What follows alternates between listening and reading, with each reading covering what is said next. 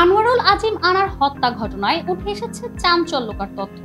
সূত্র মতে জানা গেছে, আওয়ামী লীগ নেতা কাজী কামাল আহমেদ বাবু ওরফে গ্যাস বাবু এই ঘটনার সাথে প্রত্যক্ষভাবে জড়িত। ডিএমপির গোয়েন্দা সংস্থা ঝিনাইদহ শহরের আদর্শপাড়া এলাকা থেকে তাকে আটক করেছে।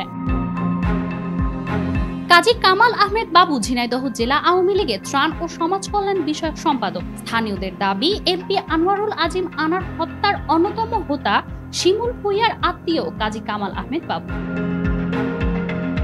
ঝিনাইদহ সদর থানা পুলিশের ভারপ্রাপ্ত কর্মকর্তা শাহিন উদ্দিন জানান, ডিএমপি থেকে ডিবি পুলিশ ঝিনাইদহে এসেছিল। তারা বাবুকে জিজ্ঞাসাবাদের জন্য আটক করে নিয়ে গেছে। তবে তাকে কেন আটক করে নেওয়া হয়েছে তা নিশ্চিত করে বলতে পারছেন না তিনি।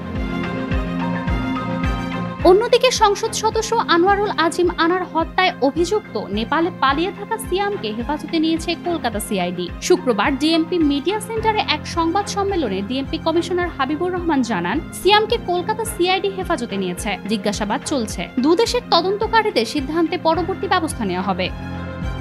মাজুমা আফরোজ নীলিমা, নিউজ নাও 24।